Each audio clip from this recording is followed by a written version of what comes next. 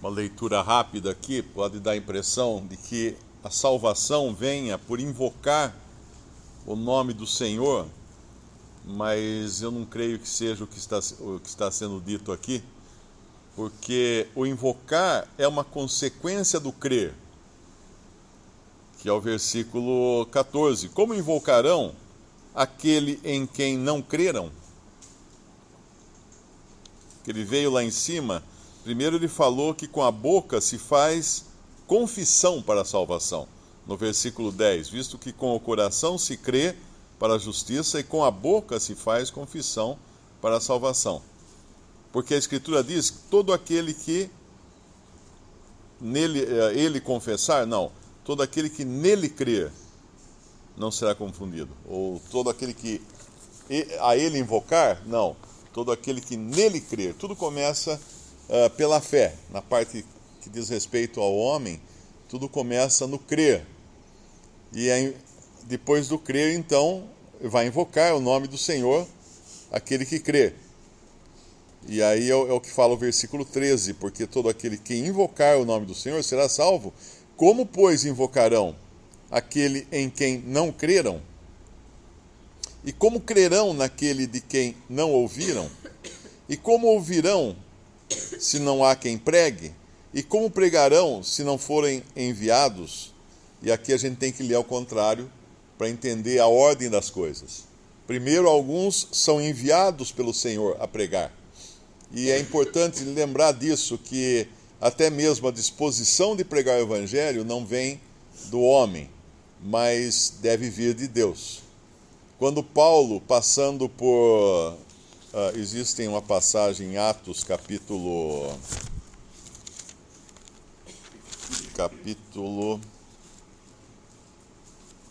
16, versículo 6. E passando pela Frígia e pela província da Galácia, foram impedidos pelo Espírito Santo de anunciar a palavra na Ásia. Ora, para a mente lógica, racional, não faz sentido. Porque, afinal, eles não estavam saindo para pregar, para levar a palavra. Como é que o Espírito Santo poderia impedi-los de levar a palavra? Porque a origem do pregar deve partir necessariamente de Deus. E não só aí, mas ele continua no versículo 7 de Atos 16. E quando chegaram a Mísia, intentavam ir para Bitínia, mas o Espírito de Jesus não lhe permitiu. As razões nós não conhecemos aqui, mas Deus estava no controle de tudo. Tanto é que depois, provavelmente por Paulo e os que estavam com ele, eu acho que é Silas aqui, né? No versículo 40 do capítulo 15, fala que é Paulo que escolheu Silas para fazer essa viagem. Como Paulo e Silas aparentemente não estavam em sintonia com o Espírito de Deus, tanto é que eles quiseram pregar num lugar, o Espírito Santo não permitiu, quiseram pregar num outro lugar, o Espírito de Jesus não permitiu. Então Deus agora precisa mandar uma mensagem muito clara para Paulo. Uma coisa tipo, agora vou mostrar para você onde você tem que ir. E aí vem o versículo 9, Paulo teve de noite uma visão em que se apresentou um varão da Macedônia e lhe rogou, dizendo, passa a Macedônia e ajuda-nos. E logo depois desta visão procuramos partir para a Macedônia, concluindo que o Senhor nos chamava para lhes anunciarmos o Evangelho. Então agora era uma coisa inequívoca, não tinha o que discutir. Muita gente às vezes vê essa passagem da visão, né, que Paulo tem, do varão da Macedônia, e interpreta isso como, então eu preciso ter uma visão de um varão da Macedônia para também ir pregar o Evangelho. Não, mas isso é porque ele não estava entendendo o que Deus estava mandando antes. Então veio uma mensagem que agora não tem como não entender. A visão é uma correção de rumo aqui, na realidade, eu creio. Não necessariamente que todo cristão deva ter uma visão de um varão da Macedônia para poder sair pregar o Evangelho. Mas aqui me parece que é a terceira coisa que acontece, porque nas duas primeiras Paulo não teve o discernimento de entender qual era a vontade do Senhor. Então aqui, quando fala, lendo ao contrário, Romanos 10, versículo 15: quão formosos os pés dos que anunciam a paz, dos que anunciam coisas boas. Isso aqui é Deus quem prepara os pés daqueles que vão levar a sua mensagem. E como pregarão se não forem enviados? Deus precisa enviar. É um comando que parte do Espírito Santo de Deus. Versículo 14. Como ouvirão, no final do versículo, como ouvirão se não há quem pregue? Depois, como crerão naquele de que não ouviram? Como, pois, invocarão aquele que não creram? Porque todo aquele que invocar o nome do Senhor será salvo. Então, lendo de trás para frente, a gente percebe de onde vem a fonte do invocar o nome do Senhor no final, que já é a pessoa que creu, não é? Mas a fonte que parte de Deus. Desde o momento em que ele prepara os pés, desde o momento que ele chama, desde o momento em que ele envia, e assim por diante, até a palavra chegar nos ouvidos daquele que vai crer. E, obviamente, isso também vai ser uma obra do Espírito Santo. E é por isso que é muito estranho quando nós ouvimos na cristandade alguns irmãos bem intencionados que dizem: não, a igreja me enviou para pregar o evangelho lá na China. Muito bom que vá pregar o evangelho na China, mas é o Espírito Santo quem envia. É o Espírito Santo quem dirige. Não existe nenhuma organização ou junta de homens, como tipo uma junta de missões, né? Eu trabalho para a missão tal, então a junta de missões me ordenou para pregar o evangelho em tal lugar. Isso não tem fundamento bíblico. Aquele que evangeliza, ele é movido, os seus pés são movidos pelo Senhor. A sua mente deve ser movida pelo Senhor, a sua vontade deve ser gerada pelo Senhor. E o Senhor é quem vai cuidar de tudo para que ele chegue até a pessoa que está precisando ouvir. Não necessariamente uma multidão de 10 mil pessoas, porque pode ser um só, como o Espírito Santo pegou Filipe e o transportou até o caminho que ia para Gaza, né? O caminho onde havia um eunuco. E disse que estava deserto esse caminho. E só tinha um ali para ouvir a mensagem do Evangelho da boca de Filipe. Foi o Espírito Santo quem o transportou. Nunca é demais repetir o versículo 17. Eu sempre li errado esse versículo durante muitos anos. Eu sempre lia: de sorte que a fé é pelo ouvir e ouvir a palavra de Deus. Na realidade, é claro que a gente precisa ouvir a palavra de Deus para crer. Mas o que o versículo diz, que é a capacidade de ouvir, é pela palavra de Deus. É a palavra de Deus que desperta, que abre os ouvidos da pessoa para ela poder ouvir. Eu sempre penso naquela passagem que o Senhor cura, né? Ele fala, ele cura o surdo, né? E é ele quem vai fazer uma pessoa realmente escutar. Ele que vai fazer com que a pessoa ouça. A capacidade de ouvir tem que vir de Deus. E nisso é importante também lembrar que a palavra de Deus está envolvida. Por isso, numa pregação do Evangelho, você pode contar muitas histórias, trazer muitas ilustrações, fazer interessante até a mensagem. É claro que você não pode fazer nada para uma pessoa se converter, pode fazer alguma coisa para ela não dormir durante a pregação, mas tem que ter a palavra de Deus.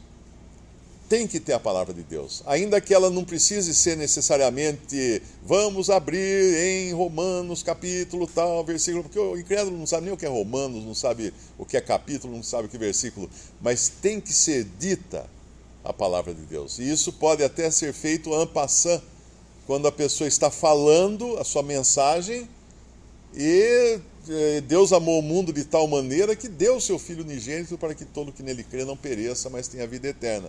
Não precisa nem dizer que está em João 3,16. Mas isso que foi dito é a palavra de Deus que vai abrir os ouvidos do incrédulo. A apelação do Espírito vai abrir os ouvidos dele, para que ele possa entender a mensagem e possa crer no Evangelho. Então, qualquer que seja a pregação, a mensagem, o assunto, tem que existir passagens da palavra de Deus costuradas na mensagem do pregador do Evangelho. Por isso que aqueles calendários, alguém às vezes pode falar assim, mas eu vou dar um calendário para a pessoa, mas o calendário não tem nada, só tem um versículo ali, será que isso vai fazer o quê? Aquilo ali é a palavra de Deus. Ali tem a palavra de Deus e tem poder. Tem poder, a palavra de Deus tem poder. A gente, quando eu era garoto, eu via aqueles gibi do cara que falava Shazam, e aí de repente ele saía voando, né? E era uma palavra mágica que dava poder pro super-herói voar ou coisa assim. Na realidade, claro, isso aí é um exemplo tosco, mas é isso que a palavra de Deus faz. Ela vai gerar na pessoa, aplicada pelo Espírito Santo, ela vai gerar vida. E aquele que estava morto nos seus delitos e pecados, incapaz até de crer, ou de ouvir, ou de entender, incapaz até de sentir o peso dos seus pecados, a palavra de Deus, que é a água de João 3, a água, ali quando fala da água e do Espírito, quem não nascer da água e do Espírito, essa água da palavra de Deus é que vai dar vida para que aquela pessoa creia no Evangelho. Recentemente, uns cientistas pegaram uma semente de tamareira dos tempos de Jesus. Ela tem cerca de 2.000 anos, essa semente, encontraram lá em algum túmulo, em alguma coisa, algum lugar enterrada, uma tamareira que inclusive não existe. E não existe mais, né? Já foi extinta aquela tamareira específica, aquela espécie específica. E eles conseguiram fazer com que ela brotasse. Então, quando você pega a gente na escola, usava aquele algodão, você punha uma semente de feijão no algodão, mas tinha que pôr o quê naquele algodão? Tinha que pôr água. A semente ia ficar seca ali durante um século, não ia acontecer nada com ela. Mas no momento em que você gotejasse um pouco de água sobre aquela semente de feijão, no dia seguinte estava ela se abrindo e nascendo uma planta de feijão ali naquele algodão. A água tem esse poder, e a água é a palavra de Deus. A água é o que vai regar a pregação daquele que evangeliza. O irmão falou do Espírito Santo, da obra do Espírito Santo. Vamos abrir em Gênesis 24, Gênesis capítulo 24. Gênesis 24 é um capítulo inteiro dedicado ao Espírito Santo. Como ele age, como ele veio, o que ele faz, é bastante interessante a gente meditar um pouquinho sobre isso. E ele começa assim. Aqui, Sara já tinha morrido, a esposa de Abraão, e isso sugere que Israel já havia sido deixado de lado. E aí começa no versículo 1. E era Abraão já velho e adiantado em idade, e o Senhor havia abençoado Abraão em tudo. E disse Abraão ao seu servo, o mais velho da sua casa, que tinha o governo sobre tudo o que possuía. Esse aqui é o Espírito Santo. Uma figura do Espírito Santo lá em Gênesis 24. Põe agora a mão debaixo da minha coxa, para que eu te faça jurar pelo Senhor, Deus dos céus e Deus da terra, que não tomarás para meu filho mulher das filhas dos cananeus, no meio dos quais eu habito. Ele tinha a promessa de Deus que ele seria uma grande nação. E a esposa dele havia morrido, e o filho dele, Isaque, não tinha uma noiva. Então ele manda o servo mais velho da sua casa, quem tinha o governo de tudo, uma figura do Espírito Santo, trazer uma noiva para o filho dele. Mas que irás à minha terra, minha parentela, e daí tomarás aquela mulher para meu filho. E disse-lhe o servo, porventura não quererás seguir minha mulher a esta terra? Fareis por tornar a teu filho da terra onde saíste? E Abraão lhe disse, guarda-te, que não faças lá tornar o meu filho. Era para trazer a noiva. Aqui uma figura da igreja. O Senhor, Deus do céu, que me tomou da casa de meu pai e da terra da minha parentela, e que me falou e que me jurou, dizendo: a tua semente darei esta terra. Ele enviará o seu anjo diante da minha face, para que tomes mulher de lá para meu filho. Se a mulher, porém, não quiser seguir-te, serás livres deste meu juramento. Somente não faças lá tornar a meu filho. Aqui é uma figura de quem ouve a palavra de Deus e não se torna dos seus caminhos. Aí segue no versículo 9. Então pôs o servo a sua mão debaixo da coxa de Abraão, seu senhor, e jurou-lhe sobre este negócio. E o servo tomou 10 camelos dos camelos do seu senhor e partiu, pois que toda a fazenda do seu senhor estava em sua mão. E levantou-se e partiu para a Mesopotâmia, que é a Síria dos 2 rios, para a cidade de Naor. Ou seja, fora do arraial, ele foi buscar a noiva, fora da terra dele. Uma situação completamente nova aqui. Então é o Espírito Santo indo buscar aqueles que ele iria remir, que ele ia dar vida. Aí no versículo 11, ele fez ajoelhar os camelos fora da cidade, junto a um poço de água. A gente viu como o irmão falou bastante ali, sobre a palavra de Deus. Se não tiver quem pregue, aqui está falando junto a um poço de água. Aqui é uma referência nítida à palavra de Deus. Pela tarde é o tempo que as moças saíram a tirar água, ou seja, as pessoas iam buscar a palavra de Deus. Elas iam em busca disso. É ali que o Espírito Santo pode agir. E disse: ó Senhor, Deus de meu senhor Abraão, dá-me hoje bom encontro e faz benevolência ao meu senhor Abraão. Isso aqui, num certo sentido, é uma referência da intercessão do Espírito Santo. Ele fala até um pouco disso depois no Novo Testamento, que o Espírito intercede por nós. Aqui é o Espírito Santo, uma figura do Espírito Santo orando ao Pai, para que ele encontre a noiva. Olha lá, eis que estou em pé junto à fonte de água. Esse eis que estou em pé leva para a gente lá para Atos, quando o Senhor ascende aos céus, ele está de pé. O Senhor sentado é uma figura de juízo. O Senhor de pé é uma figura de quem ainda espera. Aqui o Espírito Santo está de pé ao lado de uma fonte de água, ao lado da palavra de Deus. E as filhas dos varões dessa cidade saem para tirar água. Seja, pois, que a donzela quem disse, a quem eu disser, abaixa agora o teu cântaro para que eu beba. E ela disser, bebe, e também darei de beber aos teus camelos. Esta seja quem designasse ao teu servo Isaque. E que eu conheça nisso que fizeste benevolência a meu senhor. E aqui então tinha algumas características dessa noiva. Ela teria muita água para fornecer para aqueles camelos, ou seja, ela seria cheia da palavra de Deus. E ela serviria. Ela ia servir todos os camelos. Ela não ia dar um gole de água, ela ia servir a todos. Imagina que um camelo, ele toma muita água. Se eu não me engano, acho que é 70, 100 litros de água que toma um camelo. Ele estava, acho que era com 10 camelos, então era pelo menos uns 100 litros de água.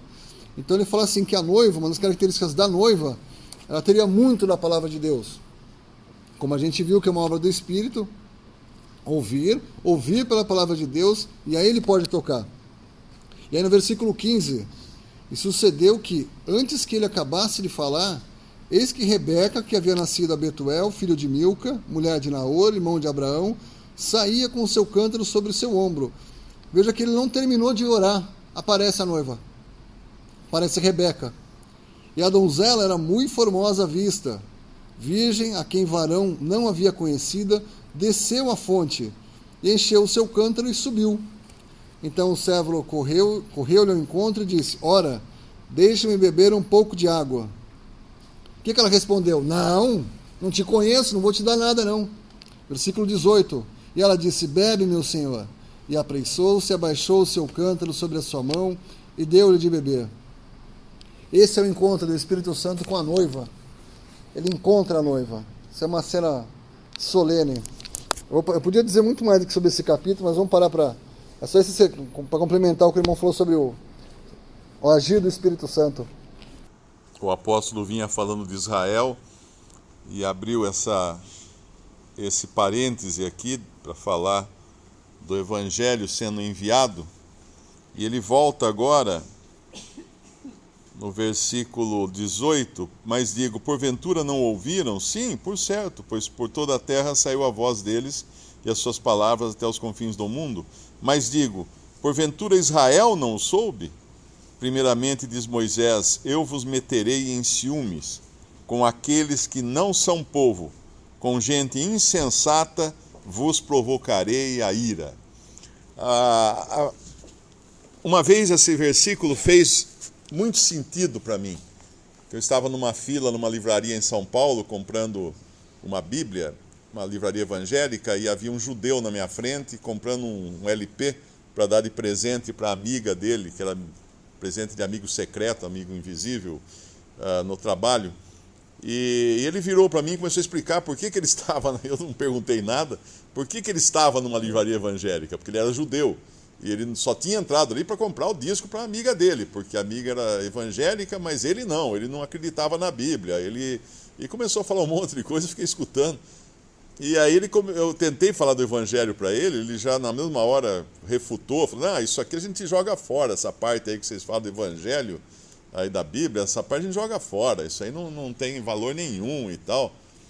E aí um senhor atrás de mim, eu não conseguia abrir uma conversa com ele, aí um senhor atrás de mim pediu licença e pegou a Bíblia, abriu em Daniel 9 e leu Daniel 9, quando fala da profecia do Messias, e quando fala, e será tirado, o Messias seria tirado, e então o povo do príncipe que há de vir destruirá a cidade e o templo.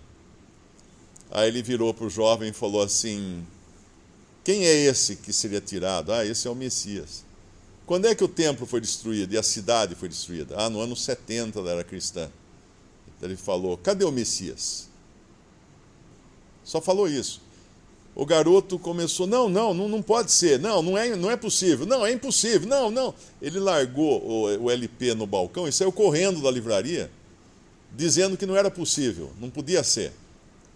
E aí esse irmão em Cristo, né, esse senhor, virou para mim e falou assim: vos porei em ciúme com o povo, ele citou esse versículo aqui, vos meterei em ciúmes com aqueles que não são povo, com gente insensata vos provocarei a ira. Aí ele virou para mim e falou assim: quando o evangelho toca um judeu, ele reage com ciúme.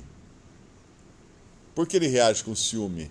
Porque aquilo que era um privilégio muito grande que Deus deu ao povo judeu, os seus oráculos, a lei e tudo mais, se transformou em motivo de orgulho. Eles acabaram se orgulhando daquilo, ficando orgulhosos e desprezando, achando como se aquilo fosse uma coisa que eles tinham conquistado e que não tivesse sido dada por graça para eles.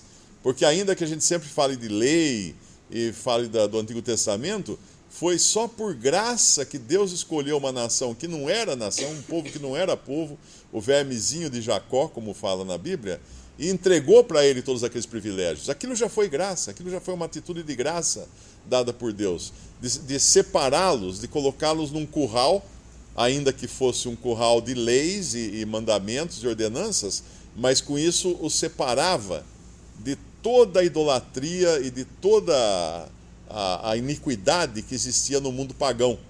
Então Deus como que isolou aquele povo por graça, isolou de contaminação. É como quando você pega uma pessoa e coloca num balão lá, uma pessoa que tem problemas de pegar doenças muito fácil, né? Eles colocam num lugar totalmente isolado, totalmente esterilizado, para que ela não seja contaminada com o que tem do lado de fora. Deus fez isso por graça com o povo. Mas eles se orgulharam achando que aquilo era obra deles, que aquilo era, de alguma maneira, eles tinham conquistado aquilo. Então isso aqui é quando fala: vos meterei em ciúmes com aqueles que não são povo, com gente insensata vos provocarei a ira. Então os judeus até hoje, eles odeiam cristãos. Eles chamam cristãos de goi, que é uma palavra pejorativa, que eles dão esse nome a cristãos. Vamos abrir lá em Levítico 26. Tem duas coisas que elas andam juntas nas coisas de Deus. Um é a graça soberana de Deus. As promessas que Deus faz, elas são incondicionais. Quando ele prometeu a Abraão que ele ia dar Israel seria uma grande nação, quando ele tirou o povo da terra do Egito. Isso é graça incondicional, graça soberana de Deus, na verdade. Mas junto com a graça soberana existe uma coisa que ela anda junto, que é o governo de Deus. Assim, se por um lado ele nos dá sem pedir nada em troca, por outro ele faz com que a gente colha exatamente aquilo que a gente plantou. E aqui em Levítico 26 a gente tem um pequeno resumo do governo de Deus para aquele povo. Em um certo sentido para a gente também, mas mais para aquele povo. Então ele fala assim, são esses 3 primeiros versículos. Primeira coisa: não farei para vós ídolos, nem vos levantareis imagem de escultura, nem estátua, nem poreis figura de pedra na vossa terra, para inclinar-vos a ela, porque eu sou o Senhor vosso Deus. Então era a primeira coisa, a primazia, Deus sobre todas as coisas. A segunda coisa: guardareis os meus sábados. Foi por causa desse sábado que eles não guardaram, que eles foram cativos na Babilônia, que deu exatamente os sábados que eles não guardaram. Para a gente hoje, a aplicação espiritual é guardar, é descansar no sábado, né? O Senhor do sábado é o Senhor Jesus, é descansar no Senhor. Então a gente vê que ele primeiro é o Senhor sobre todas as coisas, para a gente também. Guardar os meus para descansar no sábado, a gente também é para descansar no Senhor. E a terceira coisa: e reverenciareis o meu santuário. Aqui ele fala da gente, o templo do Espírito Santo. E aí assim, eles tinham que fazer essas 3 coisas. Porque eu sou o Senhor. Qual era o resultado disso? Versículo 12, 26, 12. E porei o meu e andarei no meio de vós, e eu vos serei por Deus, e vós me serei por povo. Essa é a primeira parte do capítulo 26. Aqui depois ele vai seguir falando o que ia acontecer se eles não fizessem. Hoje a gente olha para Israel e sabe já o que aconteceu. E aí, como o irmão falou de colocar ciúme entre um povo e outro, abre lá em 2 Coríntios 6, 16. Dá um lenço também, por quê? Porque essa última promessa que ele fez para Israel, ele fez para a igreja. 2 Coríntios 6, capítulo 6, versículo 16. E que consenso tem o templo de Deus com os ídolos?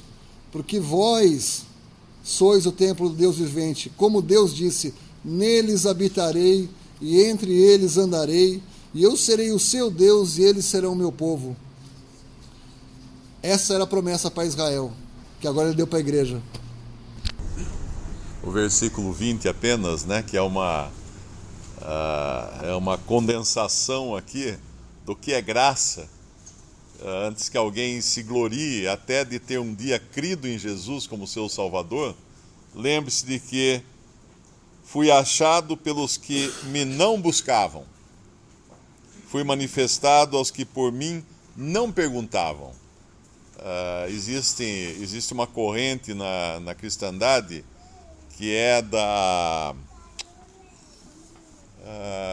eu não me lembro agora como é que chama, é o oposto do... É uma corrente que diz o seguinte: tá, tudo bem, a salvação é por graça, é pela fé somente, mas um dia eu decidi crer em Jesus. Um dia então começa parte do homem, eu esqueci o nome dessa corrente teológica, arminianismo. Um dia eu tomei a decisão de crer em Jesus. E isso aqui é a graça, olha só. Fui achado pelos que me não buscavam. Fui manifestado aos que por mim não perguntavam. Então como que foi achado? Como que foi manifestado? Por pura graça.